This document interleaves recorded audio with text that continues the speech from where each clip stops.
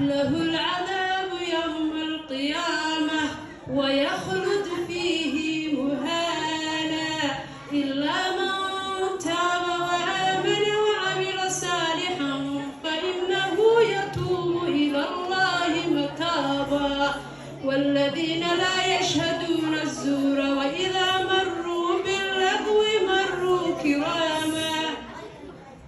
بسم الله الرحمن الرحيم.